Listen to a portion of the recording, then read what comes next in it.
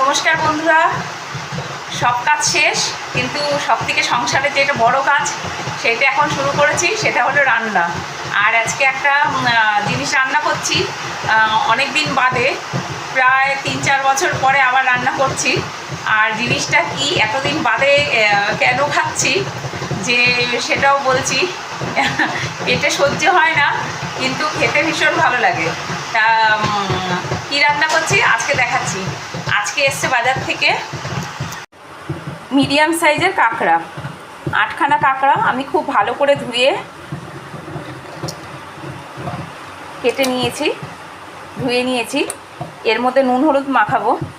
আর কাঁকড়াটা কে কীভাবে রান্না করে জানি না, আমি এইভাবেই রান্না করব, কারণ রান্না তো খুব এই যে পেঁয়াজ ঘষে নিয়েছি, 3টে বড় বড় পেঁয়াজ ঘষে নিয়েছি। আর এইখানে আলু কেটে নিয়েছি, ডুমো ডুমো করে নিয়েছি, একটা টমেটো।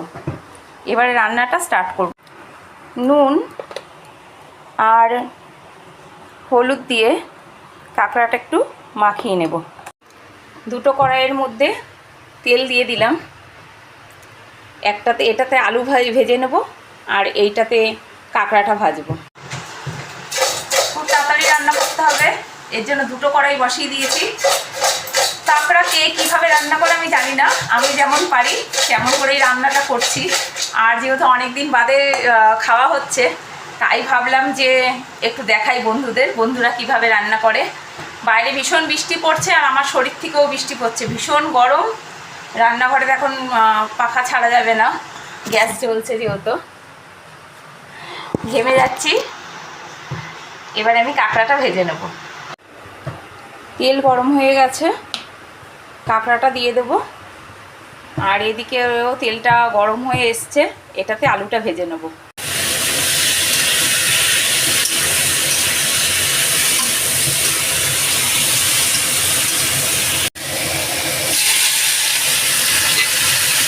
নুন দিয়ে দিলাম আলুটার মধ্যে, বড় 1 চামচ জিরে।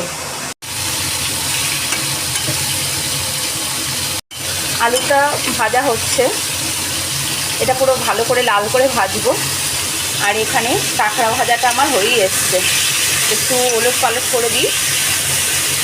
অল্প পরিমাণে জল দিয়ে আমি এখন মশলাটা করে নেব। আলুটা ভাজা হয়ে গেছে, আলুটা এবার আমি বাটির মধ্যে উঠিয়ে নেব।